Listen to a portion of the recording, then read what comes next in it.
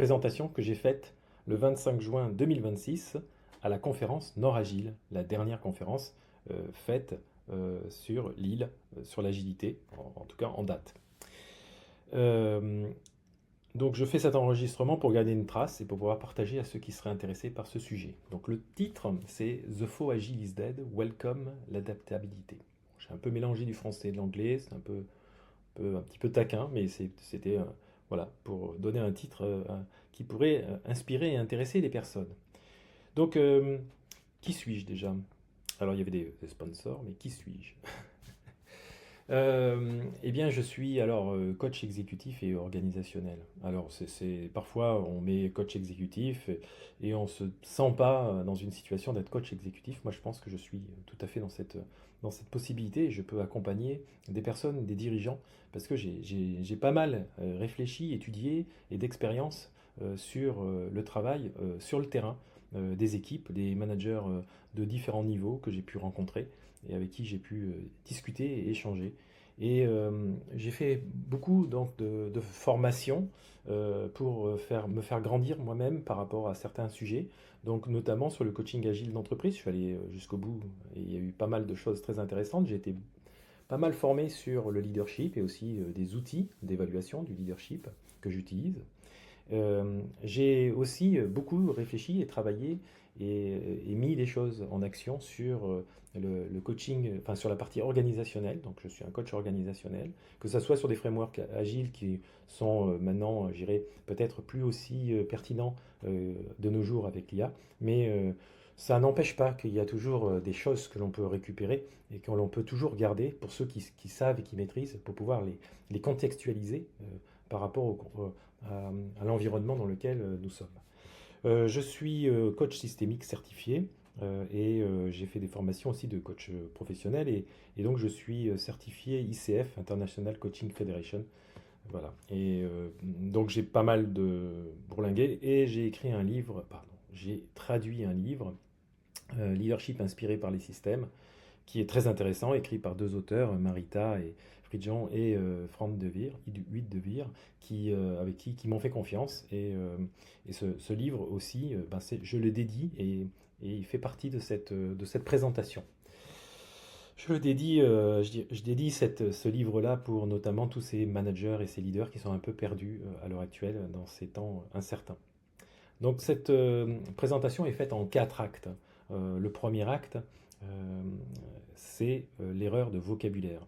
Je voulais faire cela dans une intention en fait de faire mieux sentir ce qu'est et n'est pas l'agilité et ce qui s'est passé pour ceux qui éventuellement n'auraient pas suivi cela et pourraient avoir une idée un peu fausse de ce qu'est l'agilité et les travers que l'on peut vivre.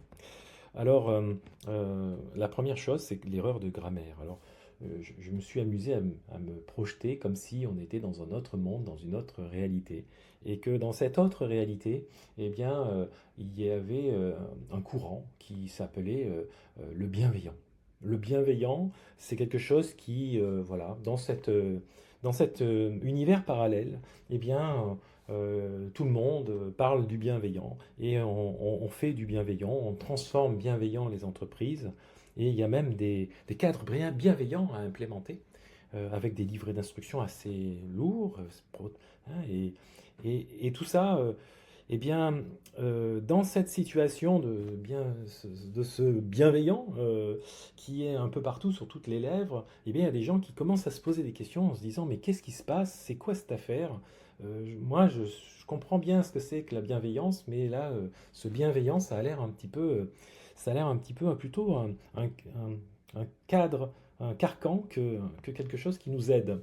Et là, il y a une personne qui voilà, fait une conférence et dit, voilà, eh bien, je vais prendre un exemple. C'est un peu comme si, vous savez, quand on est agile, vous voyez, on a une certaine capacité à bouger, à s'adapter, voilà, à évoluer dans l'espace. Eh bien, est-ce que vous diriez que vous faites de l'agile ou est-ce que vous diriez qu'on est agile? Eh ben, les gens diraient, bah, on est agile, on ne fait pas de l'agile. Eh ben, il dit, ben voilà, c'est pareil pour bienveillant. On est bienveillant, on ne fait pas du bienveillant. Ça ne s'impose pas le bienveillant. mais c'est un état d'esprit qui peut se créer, et c'est quelque chose que l'on fait dans un environnement. Et donc, cette erreur de grammaire, eh bien, en fait, participe en fait, à ce qui a vidé le sens complet de ce mouvement systémique qu'il y a eu à l'époque pour l'agilité, avec le manifeste pour le développement agile de logiciels. Alors, comme je disais là aussi à la- lors de la conférence, ces 17 personnes que nous voyons, et il y en a une qui éventuellement qui aurait pu rejoindre cette 18e, j'en reparlerai après, d'où cette case vide ici, peut-être, éventuellement, eh bien, ces 17 personnes qui ont signé ce manifeste, eh bien, n'auraient pas eu un tel aura si l'informatique, les logiciels, n'avaient pas pris une telle présence dans notre monde, dans notre vie quotidienne et dans toutes nos activités de travail et même et personnelles. Donc, en fait, le mouvement agile a eu cette aura parce que le logiciel, en fait, est devenu omniprésent dans nos vies. Et ça, c'est quelque chose qu'il faut garder en tête. Et là, ce qu'on voit, développement agile, il y a un grand A parce qu'il voulait mettre, je dirais, cet adjectif en, en valeur. Mais effectivement, il s'agit d'un développement qui est agile. D'accord? Et c'est pas un développement du faire agile. Et ce que je voulais aussi montrer, et grâce à un formateur qui s'appelle Michael Saota, qui l'a montré dans une vidéo et que je reprends parce que je trouve que c'était très pertinent, de montrer sur le manifeste où est la part de l'humanité, de l'humain, des personnes, et où est la part des process. Donc, en fait, je repère des choses où on parle de personnes. Donc, aider les autres, ce sont des personnes, les individus, ce sont des personnes, les clients, ce sont des personnes. Ces individus, des êtres. Et puis, tout ce qui est de l'ordre de l'humain, les interactions, c'est de l'humain. Les logiciels opérationnels, bah, ça concerne l'humain. La collaboration avec les personnes, ça concerne l'humain, et l'adaptation, ça concerne l'humain. En gros, voilà, nous avons un gros pâté humain-personne qu'on peut mettre ensemble. Et puis, de l'autre côté, puisque ce manifeste dit que c'est quelque chose qui est plus que, eh bien, on a les processus, on a la documentation exhaustive, la négociation contractuelle et le suivi d'un plan. Et dans tout ça, ça nécessite des processus. Voilà, des processus de travail pour pouvoir faire ça. Bon, les processus, c'est les processus, mais documentation exhaustive, ça ne se fait pas comme ça demande quand même un certain processus, une négociation contractuelle, ça demande un process et un suivi d'un plan. Et bien, par défaut, par définition, c'est un process. Donc, et là, ce qu'on dit, c'est que les seconds ont de la valeur, mais nous privilégions les premiers. Et donc, Michael Saota avait réduit, on va dire, comme une réduction d'une formule mathématique, en une formule toute simple, en disant être agile, c'est cette formule. C'est-à-dire qu'on investit sur les gens, plus on investit sur la partie people, c'est-à-dire les personnes et l'humain, en fait, plus on augmente cette agilité. Et les process sont nécessaires pour le bon fonctionnement entre nous, mais effectivement, il y a un coût. Donc plus ces process sont rigides et lourds, moins on est agile. Et donc, voilà cette formule qui est là. Je voulais mettre aussi l'accent sur un deuxième thème, puisque je parle d'adaptabilité. Et donc l'adaptabilité, ben voilà, déjà l'adaptation, on le voit apparaître ici, adaptation au changement. Mais en fait, bon, il est omniprésent.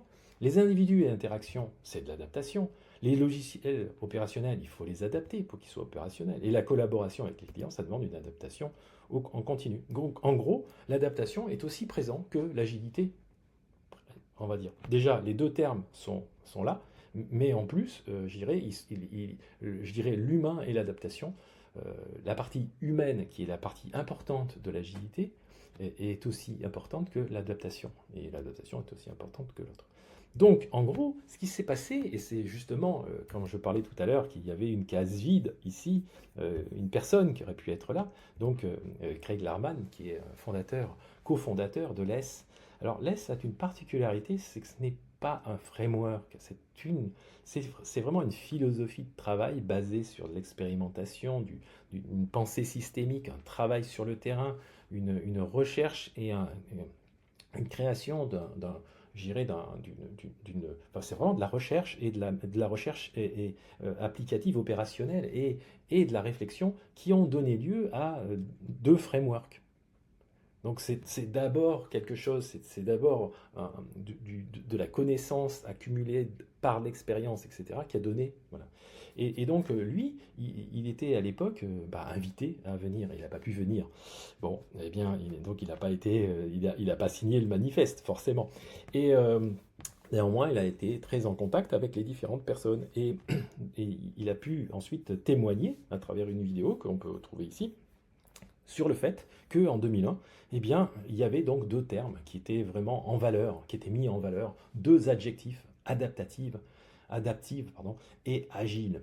Ces deux termes et pas les autres que nous voyons en dessous. Et ces deux termes, eh bien, leur raison d'être, elle est clarifiée ici, juste en dessous. C'est-à-dire que c'est-à-dire qu'il s'agit d'une capacité à changer de direction. D'accord? Donc, cette capacité de changer de direction, elle est basée sur quoi? Sur l'apprentissage, sur les enseignements tirés, tout ce qu'on a appris en fait. Et donc ça c'est basé, hein, c'est donc une capacité à changer de et avec un faible effort et un faible coût. Donc garder cette capacité de changer de direction parce que on construit cette partie logicielle. Alors ce que j'appelle aussi tout produit qui nécessite un travail collaboratif et de nature euh, intellectuelle. Je reprends ça sur la traduction de Timeflow, que je trouve très intéressant, le livre de Timeflow, évidemment, et la traduction, c'est ce travail collaboratif de nature intellectuelle. C'est vraiment la partie informatique, et ce n'est pas que de l'IT, c'est du business aussi, ça doit être pris d'une manière totalement différente d'un produit autre qui se ferait autrement. Et malheureusement, on a souvent associé la construction de logiciels à de l'architecture de bâtiments. D'ailleurs, on reprend certains termes.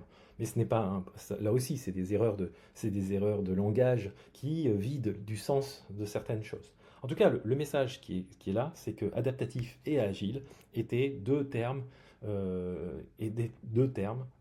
qui étaient à l'époque, qui avaient du sens. Et ils ont fait ça en mode agile, hein. Ils ont discuté, ils ont voté, ils se sont alignés et ils ont décidé.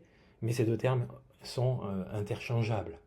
Et c'est pour ça que moi, je propose aujourd'hui de se dire que comme l'agile, voyez, l'adjectif agile est devenu un nom propre et trop surchargé, eh bien, je propose de revenir sur l'autre terme qui s'appelle adaptive,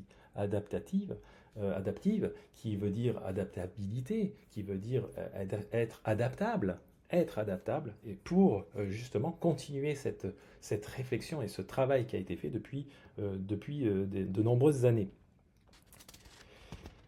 Alors voilà, donc nous sommes néanmoins, et nous étions, je dirais à l'époque, en tout cas en 2001, depuis très longtemps, dans un monde, je dirais, qui était issu on va dire, les gens vont parler de Taylor, mais il y a aussi The Wealth of Nations de Adam Smith en 1776, donc pas 1900, 1776, qui a écrit ceci.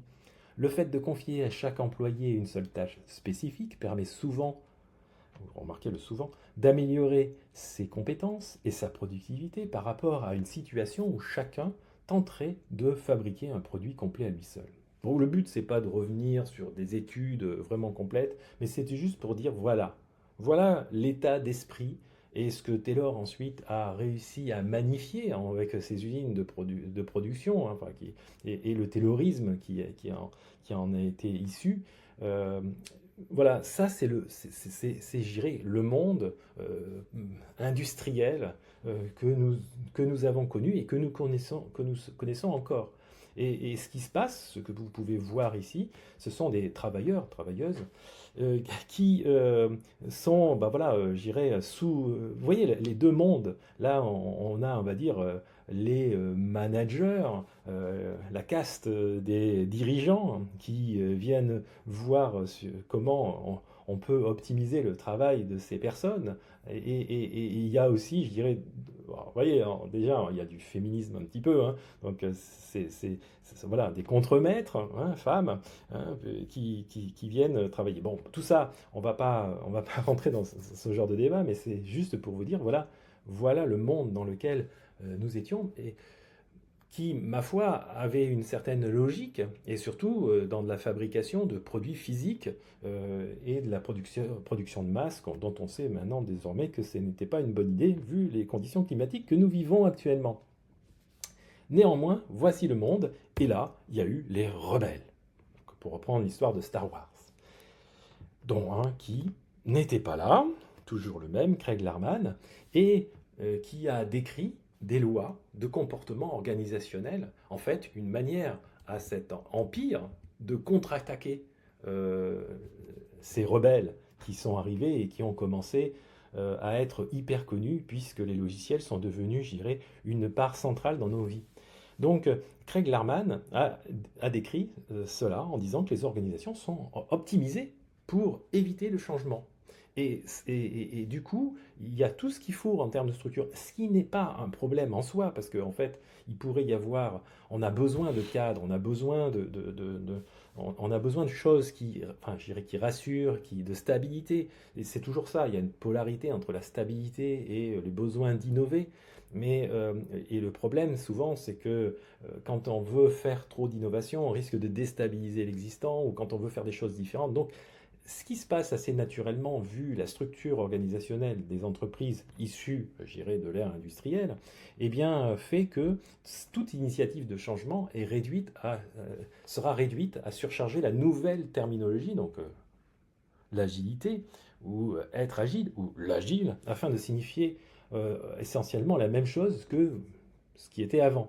Et donc le deuxième corollaire, c'est que toutes les approches, les changements significatifs sont vus comme des puristes, et du coup, bon, voilà, on repousse ça parce que effectivement, ça crée des risques. Et la culture suit la structure, et donc voilà la structure qui en est issue de l'Empire contre-attaque. Donc je n'attaque pas le modèle, encore une fois, je pense qu'il y a eu des bonnes intentions, mais on retrouve des patterns terroristes. Hein. Nous voyons les gérants, les managers, la couche haute et les travailleurs en dessous. Bon, déjà, bon, c'est peut-être malheureux. Et ici, qu'est-ce que nous voyons? Nous voyons en fait la chaîne de montage, hein, qu'on a appelée la chaîne de valeur. Mais en fait, voilà, donc il y a cette chaîne de montage, ce train qui est en train de se faire, et on a appelé ça un train, mais on aurait pu vraiment appeler ça une chaîne de montage, hein, honnêtement. Et donc ça, en fait, ben, ça n'a pas trop changé. La deuxième version, plutôt sympathique, ne me rassure pas plus que ça, puisque ce que nous avons les équipes agiles, nous avons le customer, tout ça est distance, avec une certaine distance, avec cette chaîne de valeur, qui est une chaîne de valeur qui est plus temporelle qu'une chaîne de valeur qui est physique, enfin en distance. Donc en fait là il va se passer du temps avant que ça arrive dans les mains de qui? Du customer, qui, ma foi, ben, c'est vrai, c'est lui qui paye, mais c'est pas lui qui a le besoin forcément, c'est pas celui qui consomme la solution, c'est pas celui qui utilise la solution, ou peut-être qu'il en fait partie, mais en tout cas, le fait de faire un focus sur le customer rend bien le côté industriel de l'affaire plutôt que, je dirais, les intentions des fameux rebelles dont on parlait, où en fait c'était de s'assurer que l'on répond aux besoins des utilisateurs et qu'on a des feedbacks des utilisateurs. Bon, tout ça c'est du débat, mais c'est juste pour vous montrer qu'on est revenu à cette situation terroriste. Sauf que le monde a basculé en 2023, il y a eu l'IA. Petit jeu de mots simple. Ben ouais, l'IA, voilà. Alors, comme c'était Noragile, j'en ai profité pour mettre les logos de Noragile dans les yeux de la bête. Et pour dire, et comme vous savez, Noragile, Agile Lille, c'est la dernière. D'accord? Donc voilà, 2023, on est en 2026. C'est la fin de Noragile. C'est la fin de beaucoup de conférences agiles. Hein, Agile Grenoble, pareil. Donc en gros, il y a une disruption qui est absolument importante. Hein. Et c'est une réalité qui est de plus en plus opérationnelle, cette IA, dans nos métiers, dans nos chaînes de valeur. Et du coup, ben, ces fameux frameworks, ces fameux cadres, eh bien, ils sont très très mal menés et ça crée plein de situations. Alors, bon, du temps de Star Wars, c'était marrant, 6PO, et puis l'acteur était sympathique. il jouait très bien. Mais bon, nous sommes maintenant. Alors c'est ça que je voulais vous dire, c'est que à l'époque, bah, il fallait un acteur, il fallait un truc, c'était marrant, c'était drôle. Là maintenant, bah, on n'a plus besoin de l'acteur, on a carrément la réalité. Puisqu'on peut prendre directement le robot, mettre la bonne IA, et on a le résultat, on a 6PO en vrai, en live, sans avoir besoin d'un humain. Et donc, cette irruption s'est faite de manière extrêmement rapide. Donc en 2023, c'était sympa, on a découvert le truc. En 2024, ça a commencé à s'intégrer, hein. La plupart des grandes entreprises ont utilisé via les API les modèles d'IA pour faire le nom de ma société GPT. Et, euh, et donc, c'est devenu une réalité professionnelle. On pouvait utiliser l'IA de manière professionnelle. Et maintenant, l'intégration est encore plus profonde. Et elle est au niveau des développeurs, elle est au niveau des outils comme Copilot avec Teams, avec GitHub. Ben, tout ça s'intègre de plus en plus et la bataille qui est en train de se faire sur l'IA est absolument impressionnante. En 3 ans, comment tout ça a extrêmement évolué. Et évidemment, bah, aujourd'hui, tout bouge. On est dans une situation extrêmement stressée et c'est vertigineux pour tout le monde. Parce que beaucoup d'entre nous, eh bien, on a construit notre carrière sur cette maîtrise de ces cadres méthodologiques. On a, on a construit aussi, au-delà des cadres méthodologiques, sur notre expertise. Et on a fait du travail formidable dans tout ça. Mais aujourd'hui, tout ça, c'est balayé, c'est presque fini, en tout cas pour les cadres méthodologiques. Et ces cadres sont devenus même une cage, parce que être un coach agile de nos jours, ce n'est plus du tout d'actualité, et on va finir par pointer au chômage, c'est pour ça qu'on pivote et on évolue sans cesse. Acte 3, justement, le pivot. Donc moi, ce que je propose, c'est de faire évoluer nous-mêmes, nous en tant qu'humains, notre développement humain, et on a tout ce qu'il faut pour le faire, pour se mettre au niveau de la tech. Donc il n'y a pas de fatalité, on peut être juste au niveau de la tech. Antonio Damasio n'a pas écrit cette phrase, mais elle est souvent citée comme un peu le résultat de son livre L'erreur de Descartes, 1994, où il met en avant le fait que les émotions ne sont pas opposées à la raison et elles sont une condition essentielle. Par rapport à l'intelligence artificielle, nous sommes, et je veux dire, le monde animal et nous-mêmes, nous sommes des êtres sociaux. Et les humains sont particulièrement êtres sociaux, du fait de nos émotions. Nous sommes des machines à ressentir, machines dans le sens biologique, hein, pas mécanique, à ressentir qui pensent. On ressent. Et donc, ce qui fait que ça nous relie les uns aux autres. Ça nous donne des capacités à travailler ensemble et à faire ce qu'on appelle une intelligence collective. Cette intelligence collective, on va voir, elle dépend de l'environnement dans lequel nous avons. Et c'est ça tout l'objet du talk, de ce que je vous présente. Et donc, cette capacité à penser, en revanche, elle n'est pas aussi simple que ça. Elle se travaille, elle se développe.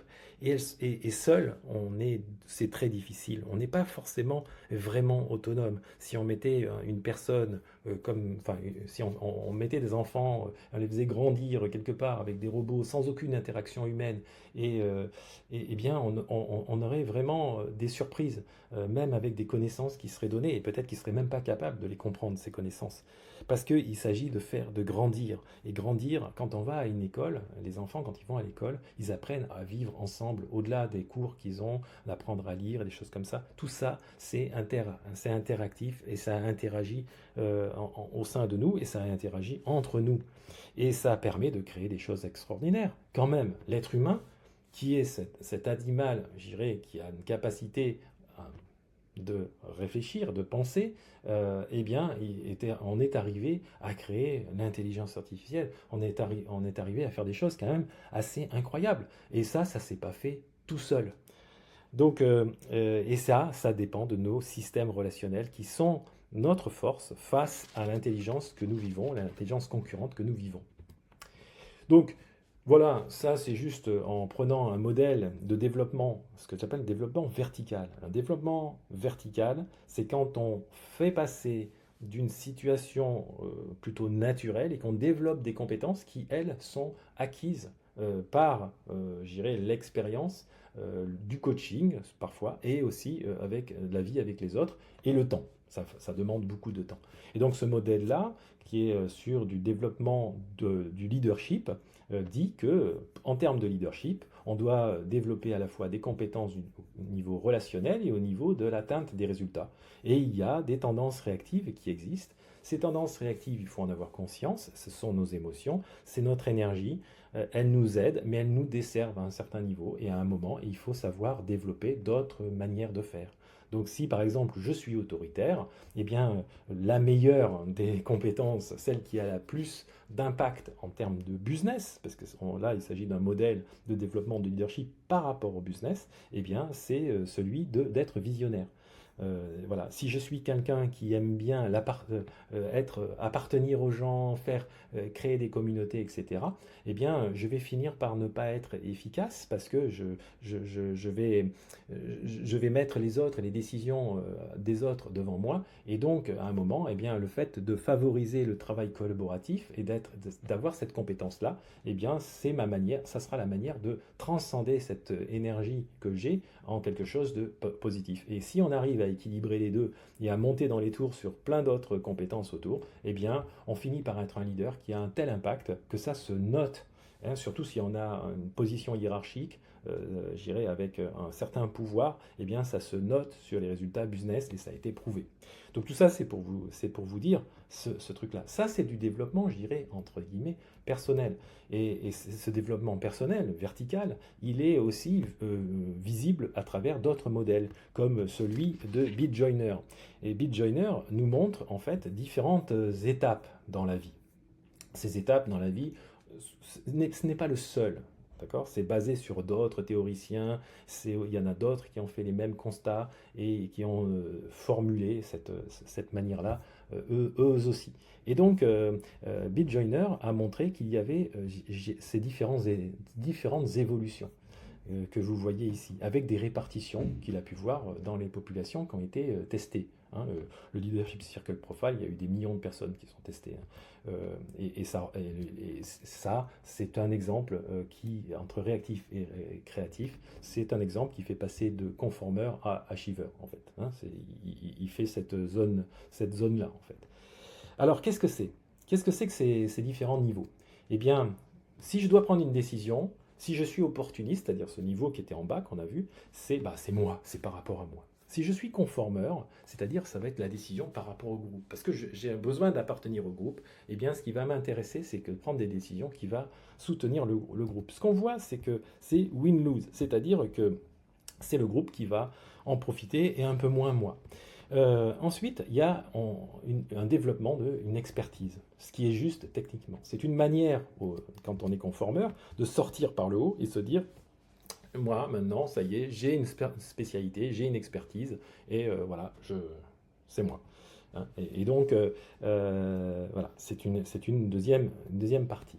Ensuite, l'achiever, c'est atteindre des résultats. Hein. C'est des résultats à obtenir. Il va au-delà de l'expertise. Donc, lui, dans ce win-lose, hein, en tant qu'expert, là, cette fois-ci, c'est moi qui gagne par rapport aux autres qui perdent, alors qu'on avait l'inverse précédemment. Là, on veut rentrer dans une posture de win-win. Et donc, quand on veut atteindre des résultats, eh bien, on va se dire que peu importe l'expertise, il faut atteindre des résultats. Donc, il y a une sorte de capacité de négociation pour faire que chacun y trouve son compte. Et puis, nous avons le catalyste. Le catalyste, c'est les nouvelles possibilités. Alors, on va me dire, mais oui, parce que l'achiever, lui, il est trop orienté sur un truc, atteindre un résultat très spécifique. Le catalyste, là, il se commence à se dire que c'est atteindre ces résultats, parce que des fois, on atteint des résultats et puis finalement, ça ne donne pas grand-chose. Eh bien, on voit que c'est limité. Et donc, il y a une sorte de crise de conscience à ce moment-là. Et on veut aller sur d'autres terrains qui s'appellent nouvelles possibilités.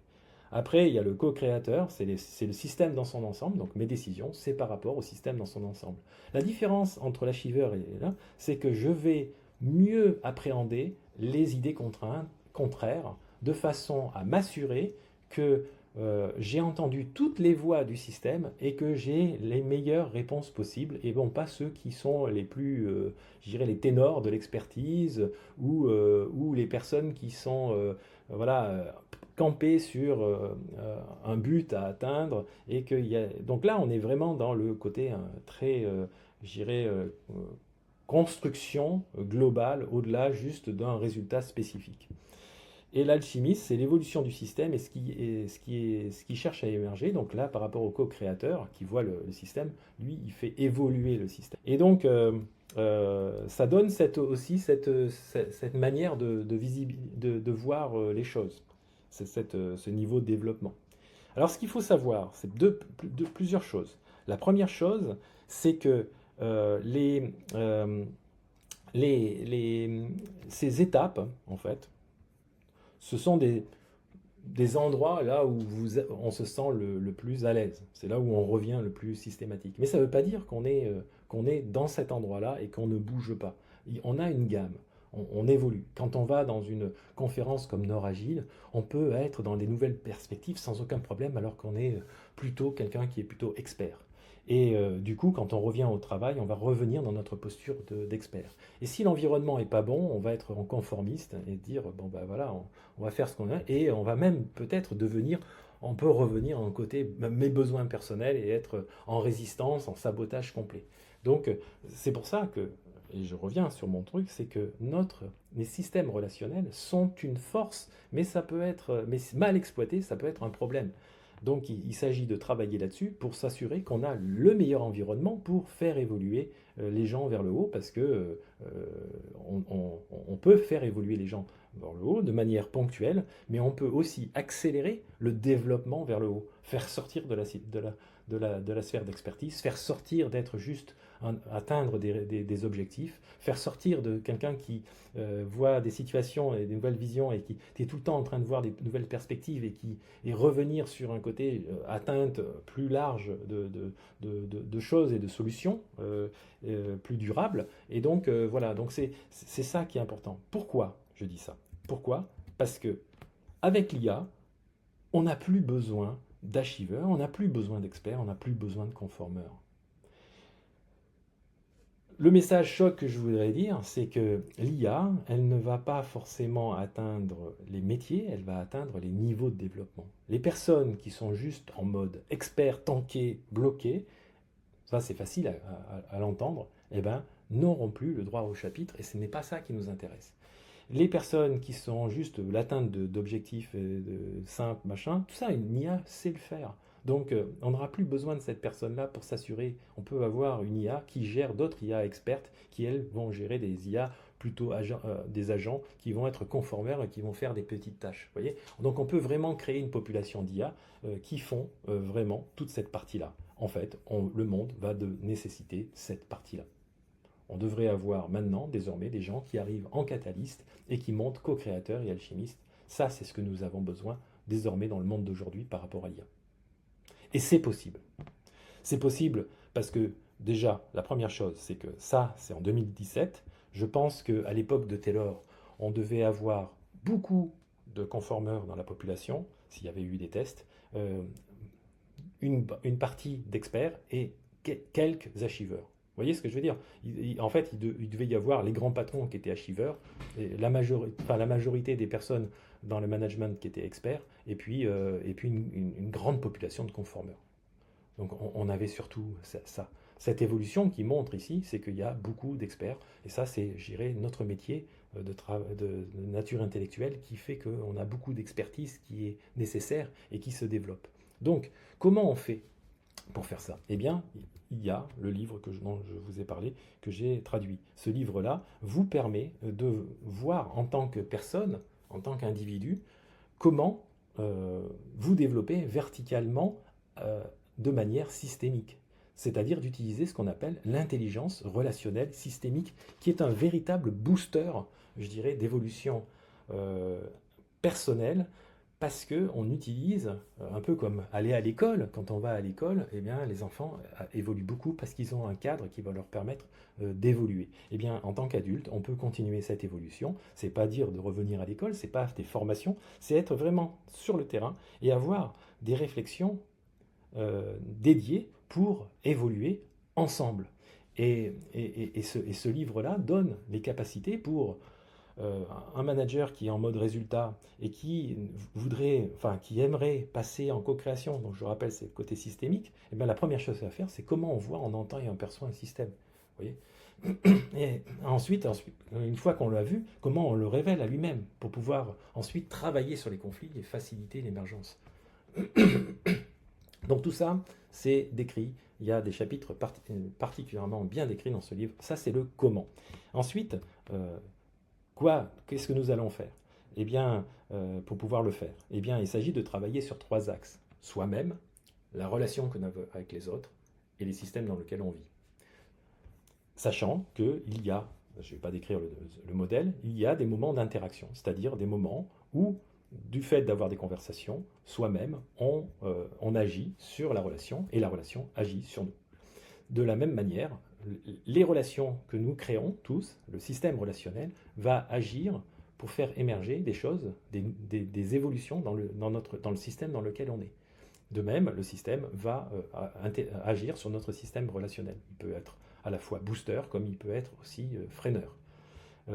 Pareil, le système a aussi une interaction avec chacun de nous individuellement et nous-mêmes, on peut avoir une interaction aussi. Donc, en fait, cette roue-là, en fait, permet en partant de soi-même, travailler notre relation avec les autres et notre capacité d'avoir une intelligence relationnelle systémique, comment ensuite on fait évoluer les systèmes, ces évolutions de systèmes, comment ça a un impact sur nous et on continue une sorte de boucle d'amélioration continue. Tout ça pour vous dire que je fais appel à des capacity builders. Qu'est-ce que c'est que des capacity builders? Eh bien, je pense que dans les entreprises, ce que nous avons besoin, ce sont des personnes qui travaillent les environnements et pas qui managent les personnes. On a vraiment besoin de ça. Donc encore Les avait formulé cela depuis longtemps en disant que les managers devaient être des gens qui devaient se concentrer sur l'amélioration des capacités. Et donc cette pyramide inversée permettait de se dire les équipes sont au cœur, je dirais, du travail de production de valeur et en relation et en étroite avec ceux qui consomment cette valeur qui est créée et cette valeur qui va avoir comme résultat au niveau business. Et donc c'est une sorte de boucle ici et les managers sont là pour faire cela. Donc pour moi, en fait, il y a une nécessité de passer à l'ère de l'IA, vu que l'IA permet d'accélérer énormément les processus de production de choses, de différentes choses, de fonctionnalités, de tout ce que vous voulez, eh bien, il y a un besoin maintenant désormais d'avoir un travail sur une approche produit qui remet au cœur cette relation entre les équipes et les utilisateurs et des environnements qui permettent à ces plantes, à ces équipes adaptatives, parce qu'il s'agit d'être très en adaptation, puisque maintenant désormais il est très facile de produire des fonctionnalités, de produire des produits, enfin de construire des produits. Donc en gros, en fait, comme il y a ça, ça veut dire que la compétition, les différentes approches, les différentes choses qui sont faites par les entreprises concurrentes devient de plus en plus demande de l'adaptation. Il y a un changement, une adaptation au changement qui devient encore plus forte. Et donc on rentre dans cette ère de l'adaptabilité qui devient de plus en plus nécessaire dans le monde d'aujourd'hui.